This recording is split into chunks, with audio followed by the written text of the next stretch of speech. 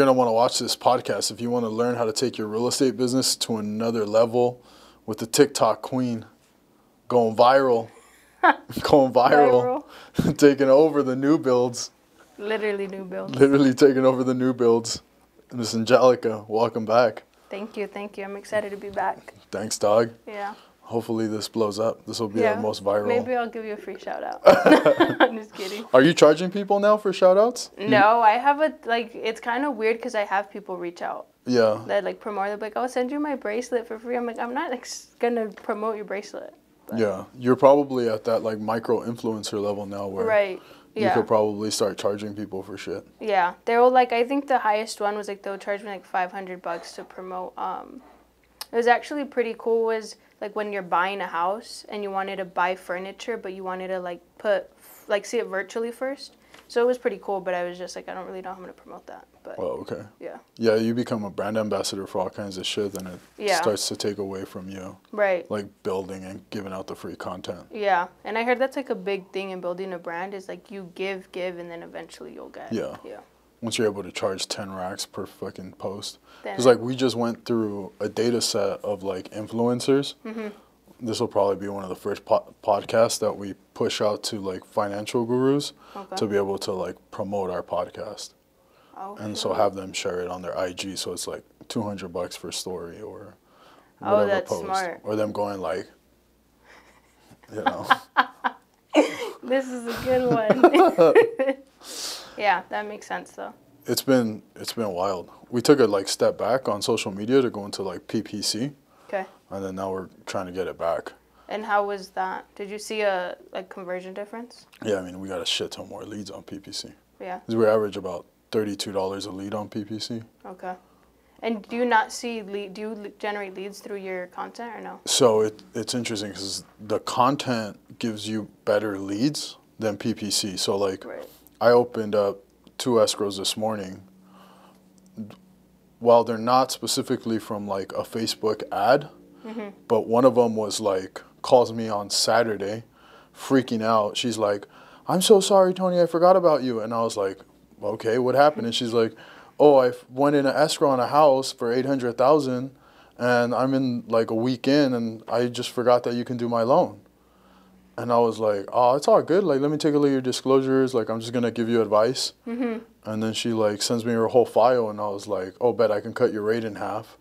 What? And, sorry, by half a point. Right. And so then, like, she sends me all her stuff. I did a 2-hour Zoom call with her yesterday to, like, review the entire loan terms.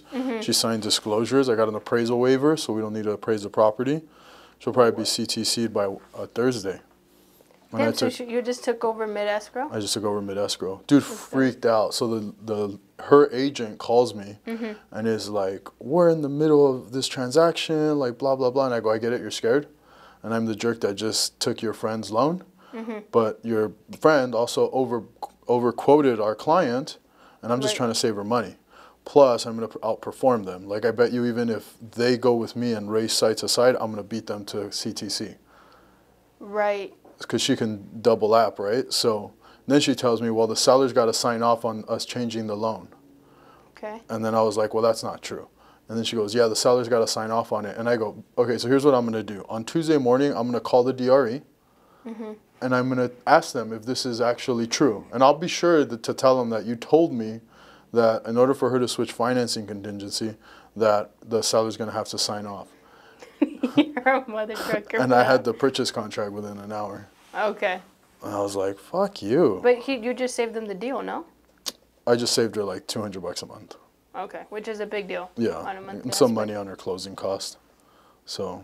Yeah, that's a good, I would have switched all day. It's a good deal for her. Yeah. Dude, so what's it been like to like jump into TikTok and like.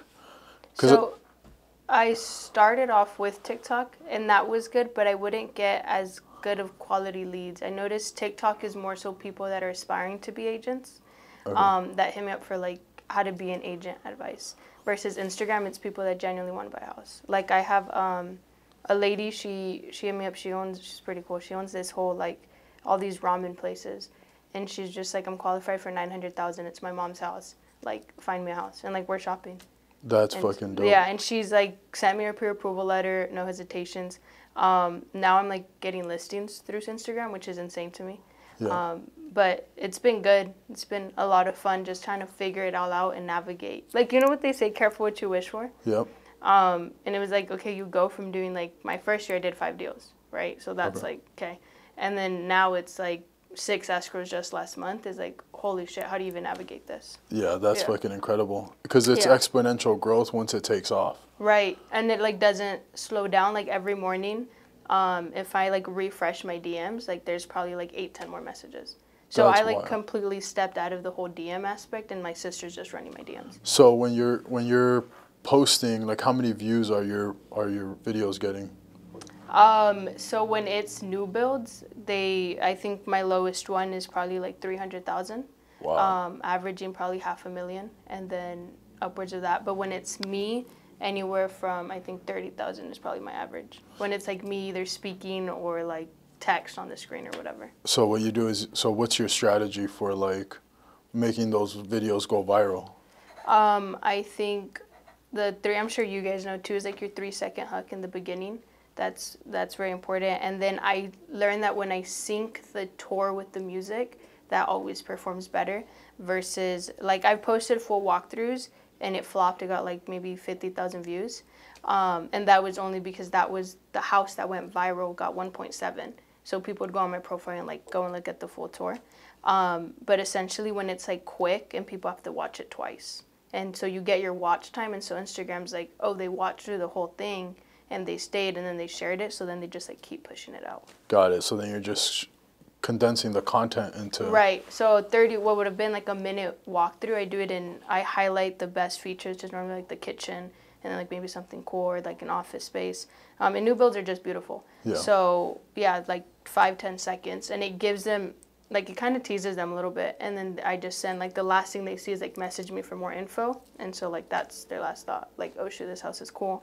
It's affordable. Like let me see what I could do with it. And I've even had people that have had agents. This is really bad. But they like don't like their agents. Yeah. And they're just like, she was like, I like you. People even be like, I loved your vibe on video. Yep. And like I want to work with you. And I found that really weird because it's like, how do you know what I'm like just through a video? Because they feel like they're your friends because they're like going through it and you're consistently posting every day. Right. So then they're following you for 6 months and then they're like your friend. Yeah. Yeah. Like I had a lead that he like FaceTimed me randomly. And I was like, I don't know if I should answer. But I did, and he was just a normal, like, cool dude. Like, he was like, I just got out of surgery, like, bored. And I was just like, okay, cool. Well, like, I gotta go. That's freaking wild. Yeah. And I've learned, it taught me, too, that I don't have to act like somebody I'm not. Yeah. Like, when I first started, I was like, I always I bought this stupid brown blazer. I would always wear it. If you look at my videos, you'll see it. And I'd always wear it because it was like, okay, I have to be a professional, right? And I was always like, my age is gonna not make me seem like I know what I'm doing. Right. And I would get asked that question a lot too, like, well, how old are you? And then so I was like, okay, I kind of need to make up for it in the way I dress. And then Instagram kind of taught me that like I don't need to do that. Like people want to work with me for me and not because of my appearance. Yeah, 100%. It gives that personal touch, and then they start to find out what your favorite things are and like what you like, and then they're your friends, and then when you're having that conversation, they're talking to you like you've known them for 10 years, and you're like, what the fuck?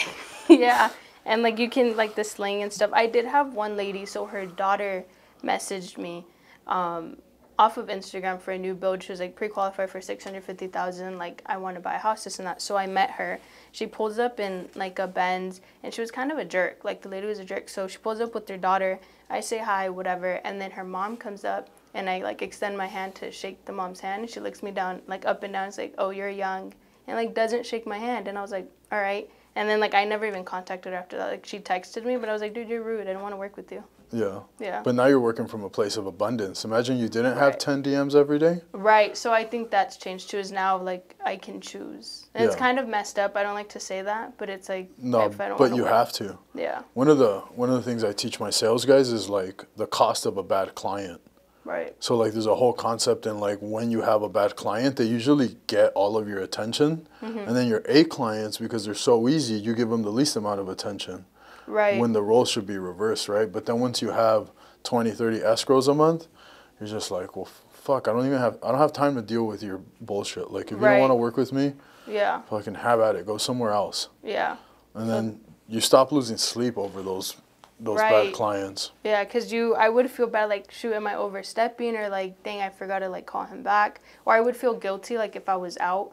I think that's a lesson I'm learning right now, too, is, like, learning to just separate from it, which has been really hard because I feel everybody's like, well, enjoy the momentum while you have it because it's not always going to be like this. So it's like, okay, you just got to go right now. But my dad gave me a talk on Father's Day because I was going to work Father's Day on Sunday, and it's my mom's birthday on Father's Day.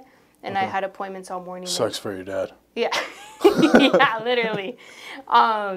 Appointments all morning, and then we're going to go to dinner in the evening. And then he was like, why don't you just, like, take a weekend off? Because my dad works 4 a.m. to, like, 8 p.m., Monday through Friday. He works in construction in L.A. So by the time he drives there and back. So I only see him Saturday and Sunday. And so every weekend I've been working. I've been showing, like, 3 clients a day home. So it's, like, from the morning to I go to sleep. And he was like, you just need to take a day. Like, just spend time with your family. And I was like, damn, you're right. And so that's probably been, like, a big learning curve, too. Yeah, so the world doesn't burn down. Like, and that's a hard part for salespeople to comprehend. Like, so it's the family dynamic gets really interesting. Like, I told Horacio this. I'm at my niece's house. My niece is my same age. I feel like I always got to disclaimer that. But so we're at her house, and I always take my backpack with me. I always have my backpack at least in my car because it has my laptop. Okay. But I was at a family party. I didn't take it out. I had a good time. We were done. Now, that's just because the industry had slowed down. But she goes, damn, fat boy, like, this is the first time you don't have your laptop out while you're here. Mm-hmm. And it hurt me so badly.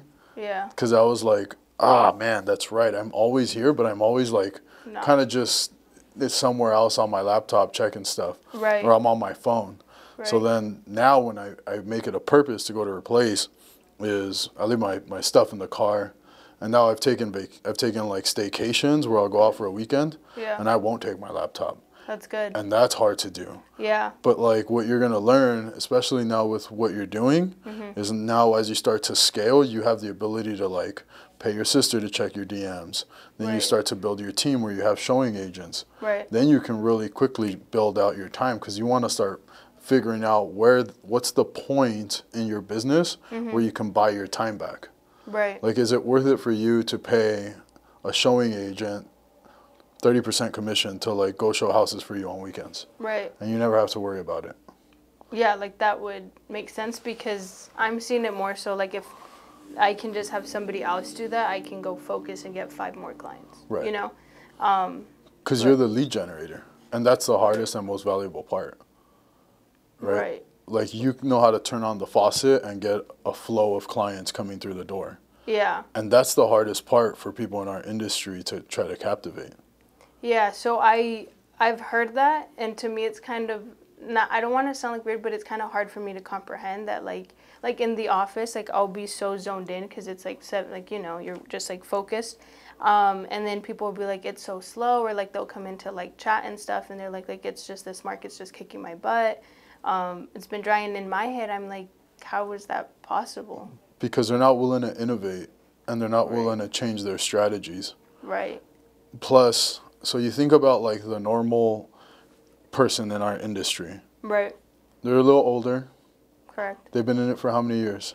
Probably like 20. 20 years, right? Like, we're the new generation. Right. And I've been in it for almost a decade, so I was in when I was almost your age. And I remember what that was like.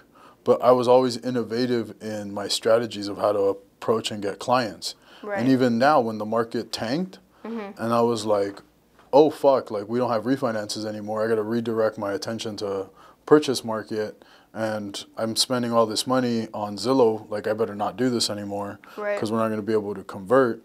So how do I shift? And then I went into social media, branding, and then creating a funnel on PPC.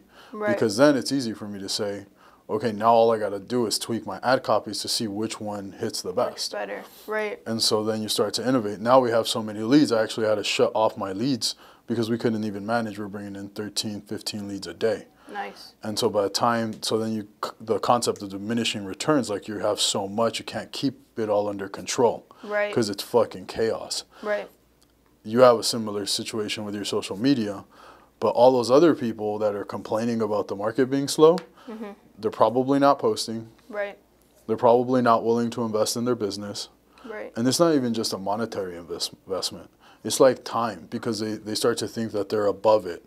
Like the things that got them there, door knocking, whatever it is, going to the new builds to take videos or meeting clients in person, like all this stuff that you should be doing that got you to where you were, it all went away in 2020. Like when? Right. I got in last year, so what was that, 22?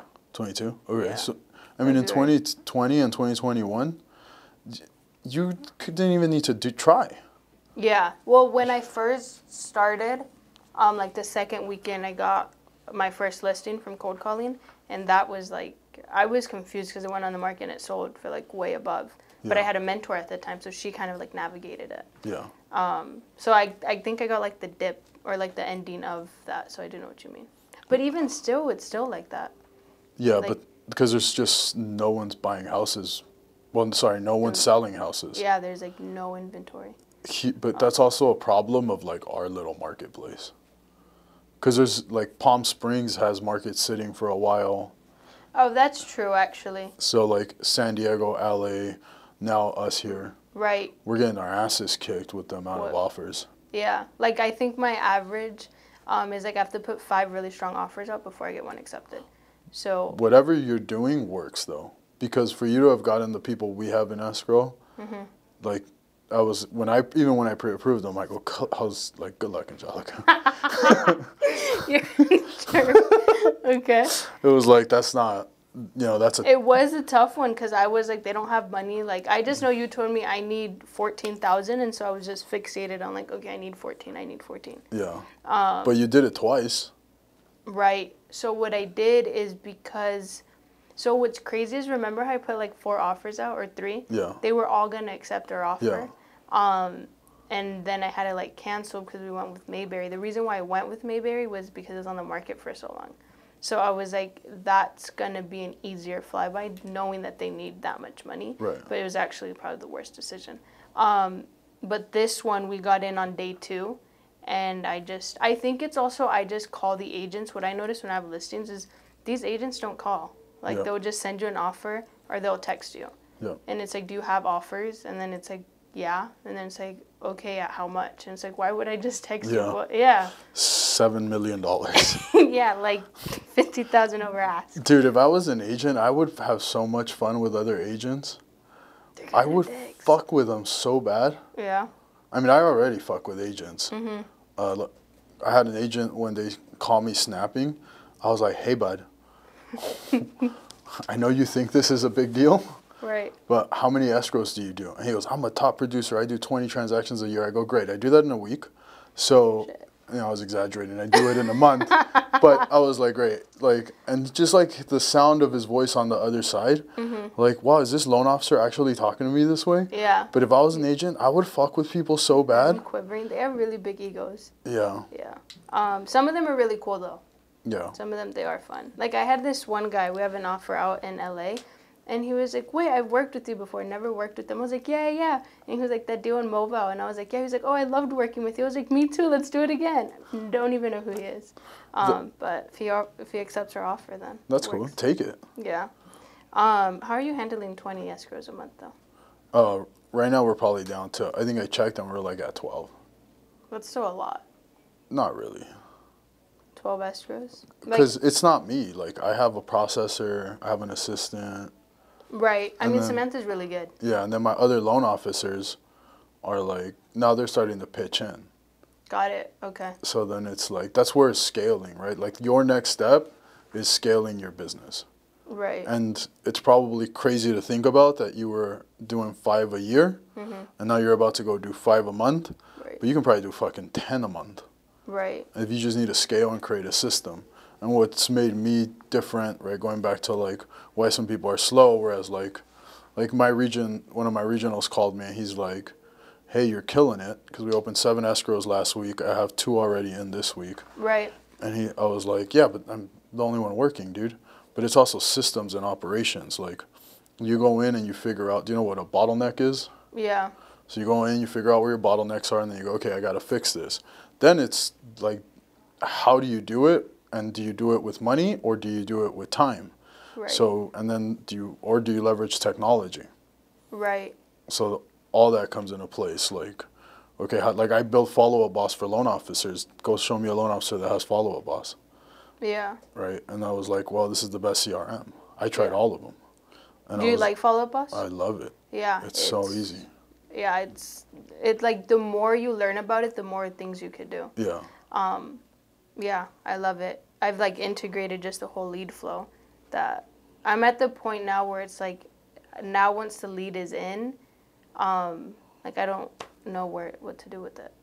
Okay. Well, like I do know what to do with it. Like it gets pre-qualified, and then it gets sent to a lender, and then I just kind of wait. But I think that's the bottleneck of me just waiting. Yeah, so we can go into your Follow Up Boss and set some tweaks. Yeah, and configure it. And then figure out like when you want to have tasks to check in with the lender and like do all that shit. And you can automate all that shit as well. Like an action plan, huh? Yeah, you just create an action plan for it.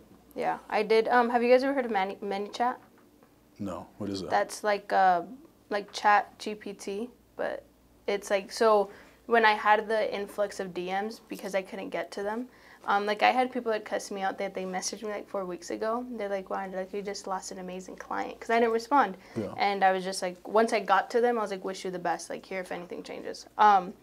But so I built this like little bot that would essentially go based off of what they were saying. So if they sent me, so the 4 main DMs I get is like, hey, I'm interested in buying a home, like want more information, I'm thinking about buying a home or whatever. So then the bot would kind of just mimic what I would say and respond to them. But then after like 3 or 4 messages, I had it where it would just send them like, why don't we hop on a call, like schedule a call with me.